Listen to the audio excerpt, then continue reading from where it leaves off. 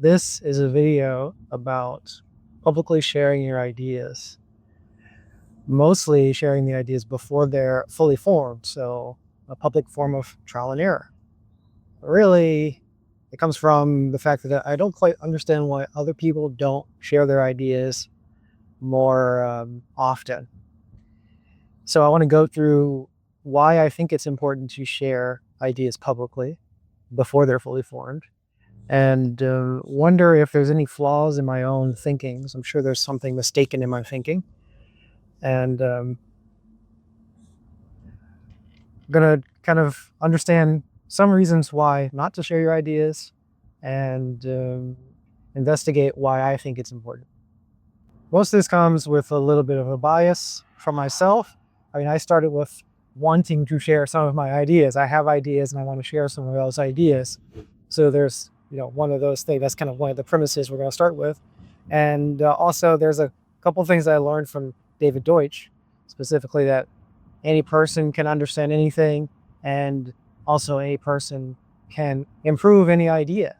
And all of those come together in some kind of special way to make it seem like it is, it's almost required to share your ideas. It's almost pessimistic to not share your ideas. That's how it seems to me. But then again, there are a lot of people who are interested in David Deutsch's ideas and seem to accept most of them. And they also have their own ideas, and yet they don't publicly share many of their ideas, especially before they're fully formed. And so there must be something that I'm missing, or there must be some other jumps that I'm making that I'm not aware of quite yet. So I want to kind of pull out all the subjective knowledge that I have on the subject. I'm pretty sure I've seen something from Naval where he says, if other people are universal, then you would want to share your ideas. Why wouldn't you? Other people are universal. Other people can improve your ideas, and you can improve your ideas. So of course you'd want to share your ideas. But I may be misremembering that or just misattributing it to Naval. All right, so I want to go through my own logic on this, sort of step by step. It's going to be kind of loosely in the sort of framework of a premise and the conclusion. It's going to be something like that. It's not going to be clean, but I'm going to give it a sort of an attempt to axiomize the ideas so that we can investigate each individually. And then I will also kind of go into some parts that I don't, that aren't going to be a part of it. Like I'm going to investigate some other additional premises that would contradict the position that follows. And we'll see where we're at the end. And hopefully also, people watching this video will be able to provide some insights, counter my ideas, provide alternatives, or show what I'm missing in some other sense, or just reveal the assumptions that I'm making if I'm not clear about them myself. So that's our plan for today. All right, let's go through these step by step, because I think that they're each important independently, and altogether they work towards a particular conclusion. Okay, so we start with the fact that I am interested in some ideas. I'm a person who's interested in some things. Okay, in this case, I'm interested in art appreciation and aesthetics. Okay, so I'm interested in ideas. The next thing is that other people are capable of understanding these ideas. I'm included in that. All people are capable of understanding any idea, including those ideas I'm interested in. Other people are capable of improving my ideas. Other people, I'm including myself, all people are capable of improving any idea, including those that I'm interested in. So ideas I'm interested in, I can understand them. I and other people can improve them. And the only way to develop an idea or to improve an idea is through trial and error. It's just to try something and then correct the errors. Make up something, see what works, get rid of what doesn't. And with all those four premises all together, now this isn't perfect logic here, but you see what I mean? It comes together with, therefore I should be sharing my ideas. So if I can share my ideas, then other people will be able to improve them. And that would be a part of the process of trial and error. So I should publicly share my ideas. Now, as I said, I'm not really good.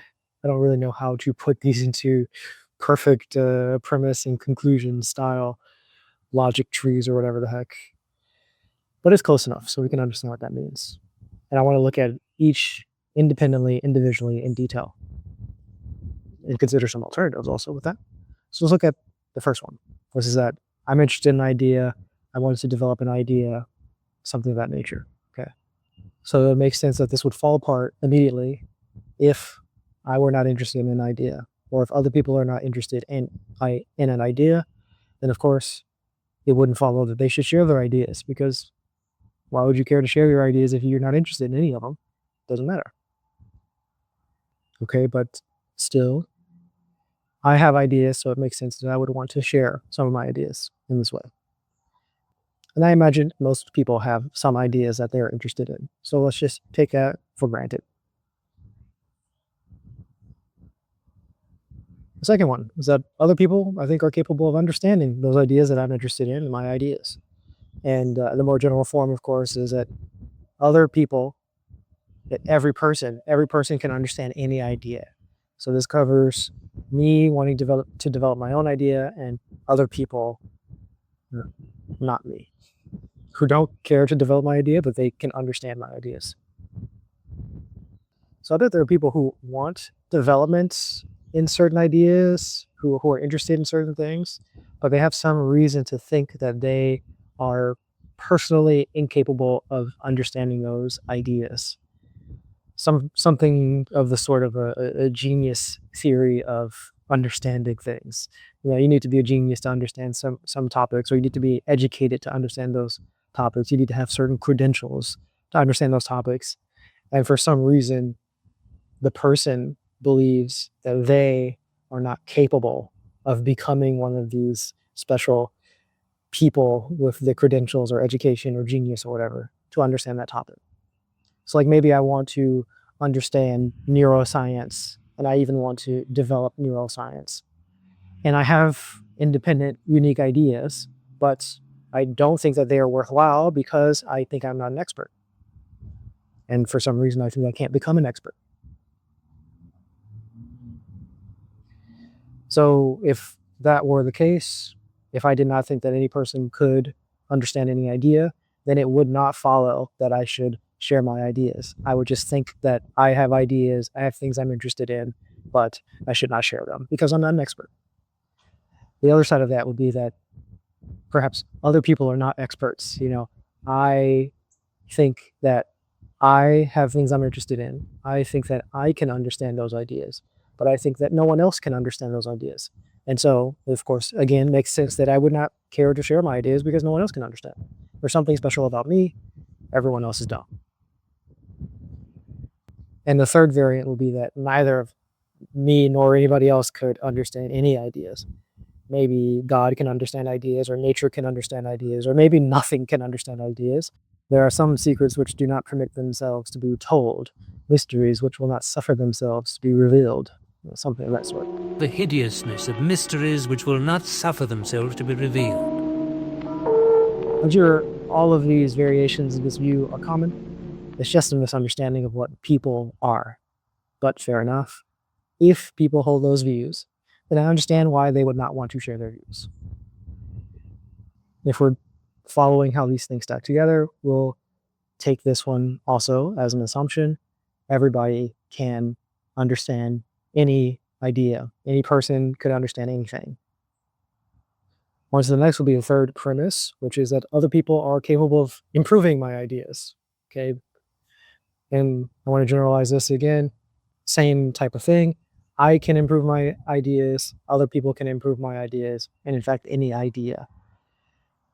And again, I think it's something to do with this sort of like there's like a genius theory of improvement, progress. Only a genius can progress. Only God can make progress. Only special people or non-people perhaps can make progress, but not me. So there are variations of this. I can't make the progress. So I'm interested in ideas. I can understand those ideas also, but I can't make progress to those ideas. So in that case, I shouldn't share my ideas because I can't make progress.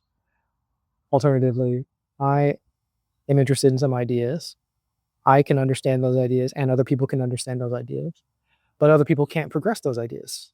So I am the only person who can progress those ideas, in which case I would want to work on them by myself, perhaps in secret, and hide them from the rest of the world until they're perfected and until they are actually fully fleshed out so that I can present them to other people because they can't progress them.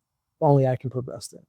And but they can understand them, so I'll just share them once I've progressed. And then alternatively, nobody can progress anything. There is no possibility of progress. I think that's a kind of a common view. A lot of people think there's no progress, no possibility of progress. Man, they're so wrong. But again, we can understand that is a possible way of viewing the world and viewing things.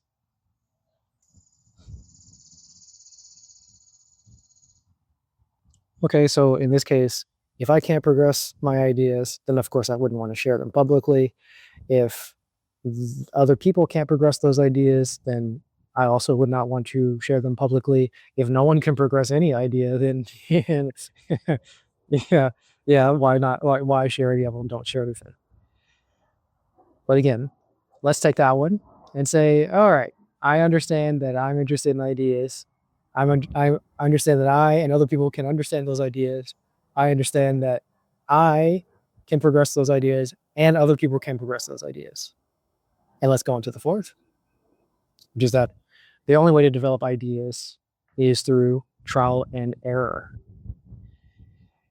Now, that one's maybe a sticky one for some people. I don't think most people understand this. If you don't think that trial and error is the only way to improve an idea, then you might not feel comfortable trying some things and failing at attempting to make them better. You know, it sometimes takes a lot of effort of the trial and error. You make a lot of you make a lot of dumb ideas, and if you're doing it publicly, oh my gosh, you're doing it publicly, and people can tell you how dumb you are.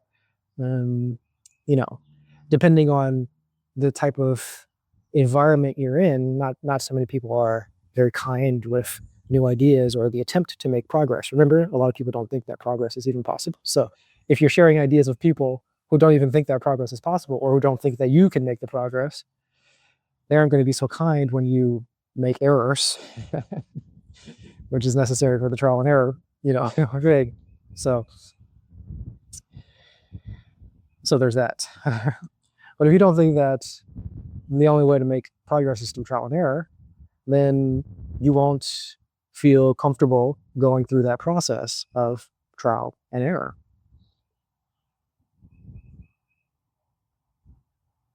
You might, again, wait for this sort of spark of a fully formed idea, back to the sort of genius theory.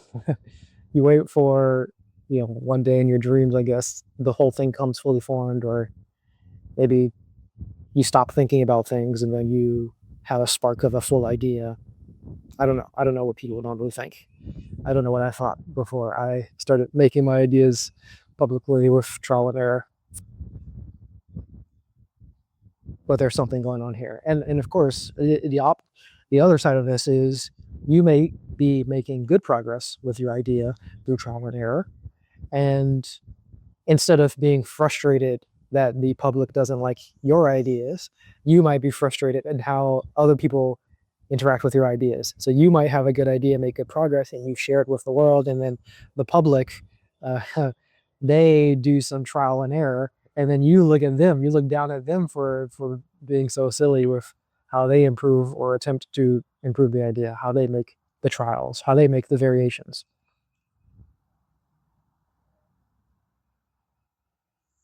That could be a sort of a frustrating thing to see the process of trial and error within yourself or within other people.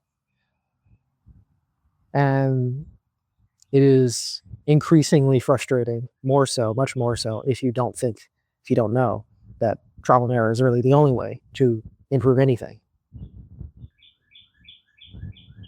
And so, of course, in this case, if you don't know that trial and error is the only way to make ideas improve, then you'll be, if you don't know that, you'll be frustrated with yourself making errors.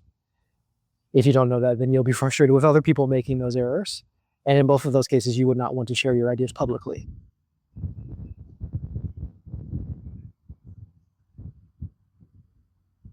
Or alternatively, you might just want to gather more and more evidence or something of that nature. I don't know.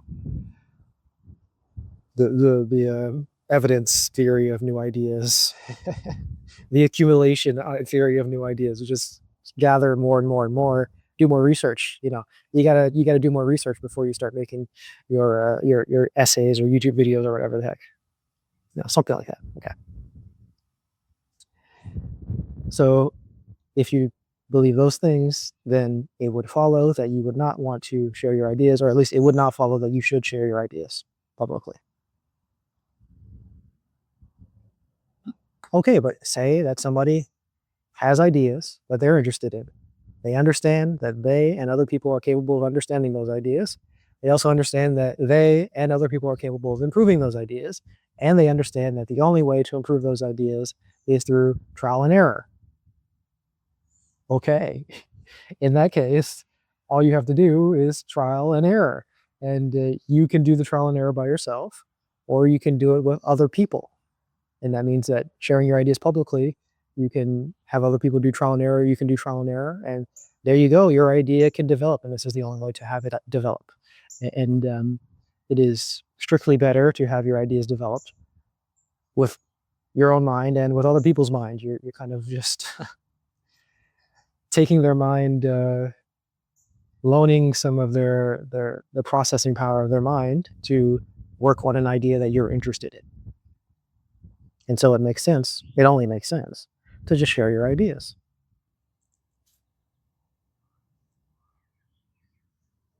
Now, for me, it started with me. I've kind of always wanted to have some of my ideas be shared, and I've always been interested in art appreciation and aesthetics and so on. So you can see that I've tried to share my ideas before, and some of them, not a lot of them, but I've tried to share some ideas. But I didn't have it all fully fleshed out. And once I had it all fully fleshed out, I couldn't stop but to share my ideas. Of course, I want to share my ideas. I also had a I also had a bit of an accident at one point where I had a lot of ideas that I was developing by myself independently, and I lost all my data of all these ideas on one of my computers.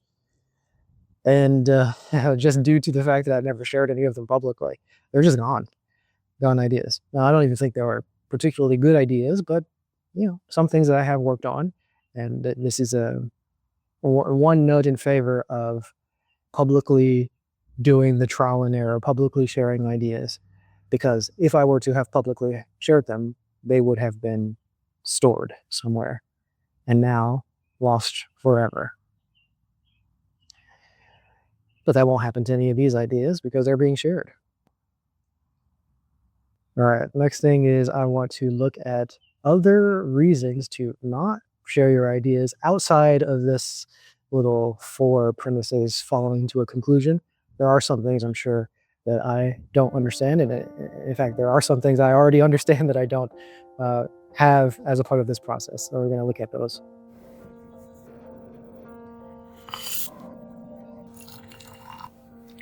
Okay, so we can see some of the ideas of why to share ideas publicly and the reasoning behind all that, but why should we not share ideas? I want to go into the opposing views, or some forms of opposing views. And I want to start this section very strong with a reason to not share your ideas publicly.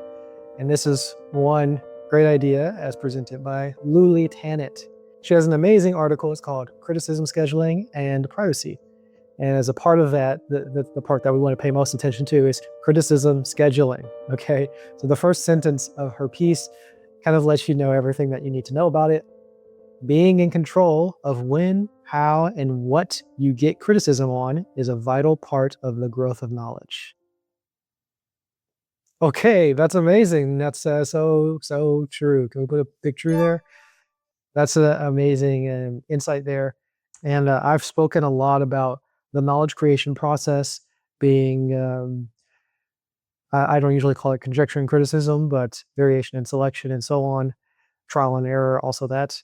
There's this part of this knowledge creation process that is necessary for all knowledge creation, trial and error. But then it also, there are other parts of it that humans have the ability to control. So you have the trial and error, but you also have the attention that humans have. You can pay attention to certain parts and have more trials in certain parts or more variations. You can notice errors. You can do selection in new and interesting ways. There are a lot of different things that humans can do. And a big part of the human knowledge creation process is that things can be added to it and things can be changed with it. And so let's say for biological knowledge creation, everything happens through variation and selection. And there's a very narrow range of things that are valid variations. And the way to cause the variations happen through mutation, which is usually, cosmic ray, proverbially cosmic ray happening and changing the DNA, or just errors in replication, something like that. There's no control over it. Okay. But with the idea of criticism scheduling, this sort of gives this gives a little bit of extra control. So instead of waiting for a proverbial cosmic ray of a random person criticizing your idea that you've shared publicly, you can keep your idea private so that you don't expose it to this sort of criticism, so that you don't have to um, update it immediately. You don't have to focus your attention to updating the ideas or addressing all the criticisms that you can receive. Okay, loose I'm just giving a very loose summary of her article, kind of translated to my language a little bit. There's more to it, and she gets in more detail, but fair enough. Like that gets the gist of the idea.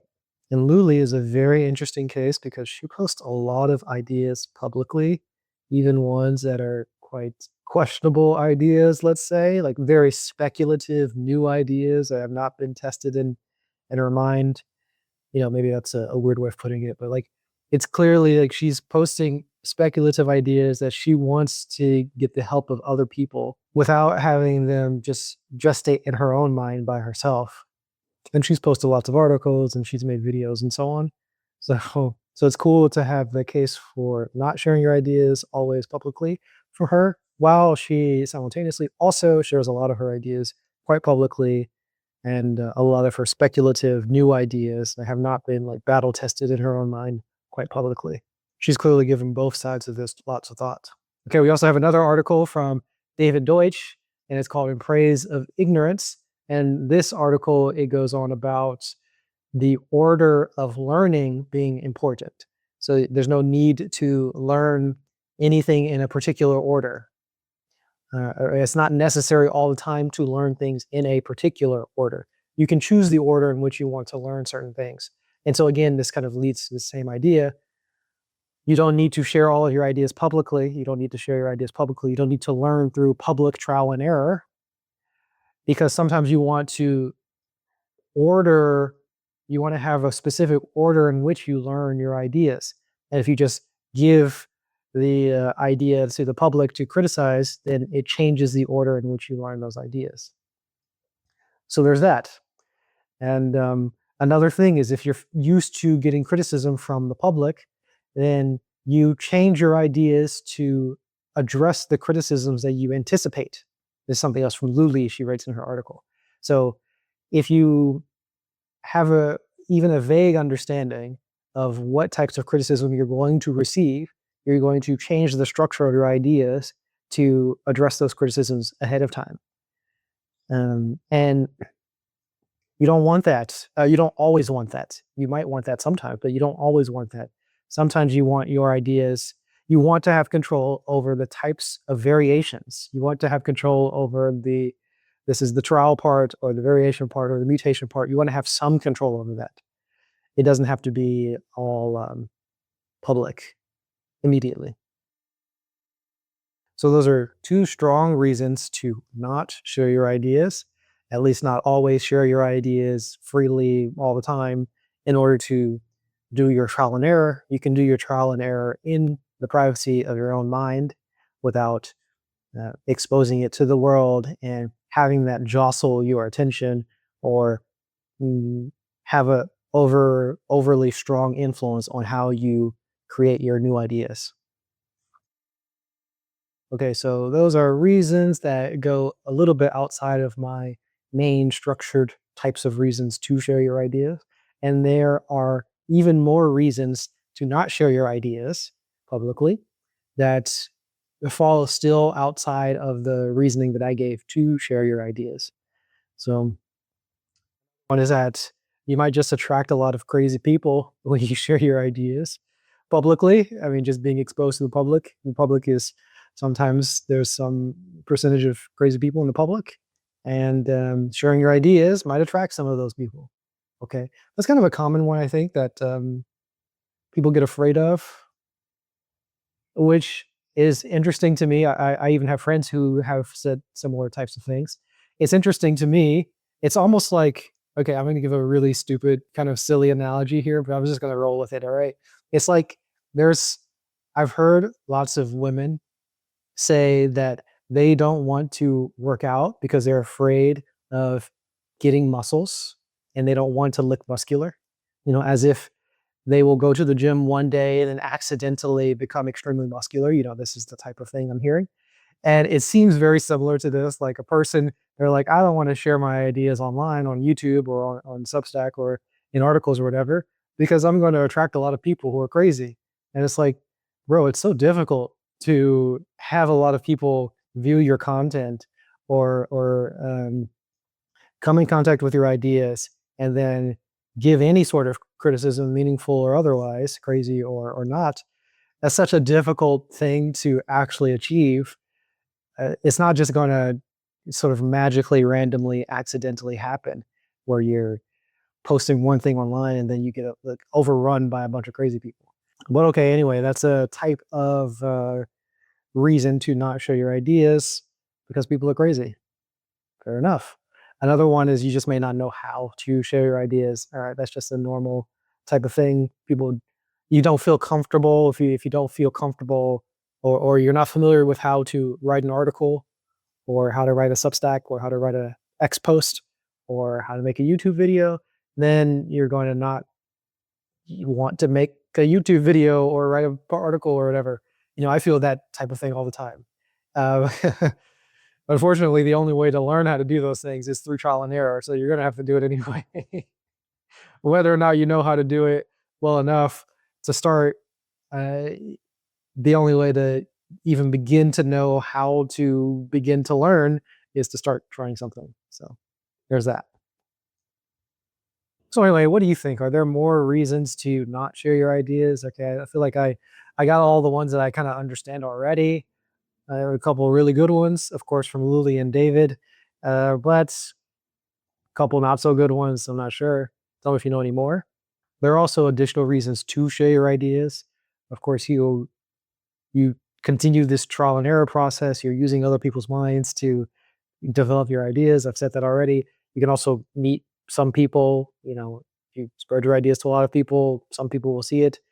Even if you don't spread your ideas to a lot of people, a lot of the current algorithms in terms of YouTube and Twitter, YouTube and X are kind of the biggest ones where they do a pretty good job at finding what your content is about and pushing it in front of people who are likely to be at all interested in the content. So you can find some people occasionally that are interested in your topics. Okay, that's good.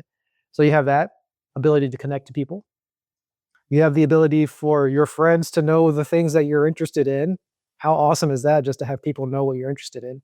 I post a lot of my stuff on Facebook just so that my local friends know the stuff that I think about. And, I like that. So there's a benefit there. Uh, Another benefit is that supposedly, I mean, presumably the ideas that you're interested in that you want to develop are useful to people, or at least you think that they're useful to people. So if you share them, then you're spreading ideas that are useful. And you might spread them very minorly to one or two people. You might spread it to a small community of people, and you might also accidentally, spread it to a giant group of people. Uh, okay, that's great. You want to spread your ideas. If you think they're good ideas. So that's a benefit there. Even if it's not a unique idea, it might just be a new way of expressing an existing idea. That's great to share. It might be things that are already well known, or it might be things that are not well known but are known in the public. I don't know. There are different variations of that. You want to share ideas, okay? So it's good to spread your ideas.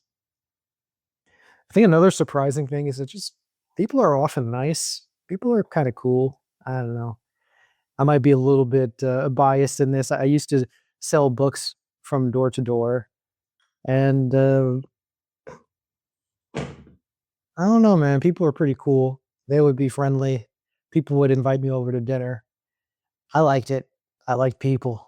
So people are nice. When you have a large group of people and you meet a bunch of them, sure, there are some people who are a little crazy. Sometimes people are a little bit, violent or whatever, but most people are nice, and a lot of people are surprisingly nice. So, another reason to share your ideas much more freely. I mentioned before that it's a way of preserving your ideas, just in terms of I've had notes before that I've lost on my hard drive just because I had some sort of hard drive failure, losing several years of notes. But another reason similar to that, it's just that everything is all going to be kind of AI related now. And a lot of our searches are AI related. So you can have really, really niche topics, and AI can find, who's related to these things, and communities and so on, and who's written about this.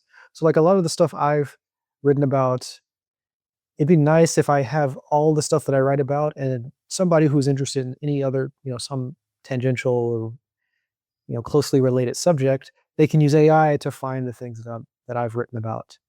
And really, I can write more so for AI. I've heard Tyler Cowen talk about this. I've also heard Seth Godin talk about this, where they're both two people who produce a lot of content, and they've both mentioned that they were doing it more for AI than for people because they can spread their ideas and have their ideas be known, but it doesn't have to be known to any particular person. It can just be known to the AI, and that AI can help spread the ideas and share it properly to the right person, or it can be used to influence how other ideas are or talked about, whatever. So, like, if I'm the only person talking about aesthetics in a sort of rational way of viewing aesthetics, then that will kind of heavily weigh how people talk about aesthetics, perhaps, or how AI thinks about aesthetics and conveys ideas about aesthetics. And then that would be nice if we can spread aesthetic optimism just by sheer volume of talking about the subject more than anybody else. I really like the AI angle here because a lot of the stuff, I mean, I've found a lot of communities through using AI. I've got a couple years ago, I went to ChatGPT. I just said, I'm interested in Popperian epistemology and how it relates to aesthetics. Are there any communities related to this? And I found a Facebook community, the Four Strands community, or the Many Worlds of David Deutsch. That's around Bruce's and Peter's work. They have this Facebook community. I think it's more of Peter's Facebook community, but I found that community from GPT. I also found the Increments podcast. They have a Discord. I found that through GPT. GPT has pointed me towards Lulie's work. It's pointed me towards Tom Hyde's work. So I think that these AI will be quite good for connecting, and having a lot of content will be good for the AI to, do some matchmaking for you. If you're talking about a subject that's interesting or important to you and you talk about it publicly, then that means that it's publicly accessible to the AI. And if anybody is interested in connecting with somebody, the AI can find you and do the matchmaking for you. All right. I keep thinking about more reasons to write publicly. Anyway, I think I've got the point across here. Okay. There are reasons to share your ideas. I don't quite understand why people don't share their ideas, and I'm trying to understand more so. So I'm getting a couple of reasons. There are some sort of misunderstandings about how people are and what people are, misunderstandings about who can make progress. Some people may just not be interested in ideas. Some people are afraid of the internet and the crazy people on the internet. Some people care about their privacy and the privacy of their ideas, and they want to curate specifically how they are developing the idea and specifically how they are, what ideas they are, let's say, what criticisms of their ideas that they are addressing, and so on. So some of those reasons are really good reasons to not share your ideas. Some are not so good reasons to share your ideas. I'm still pro sharing my ideas. As you see, I'm going to be sharing ideas on this YouTube channel, and a lot of them are half-formed. And part of the process of me forming them is just presenting them in public and, seeing what happens. So let's go see what happens.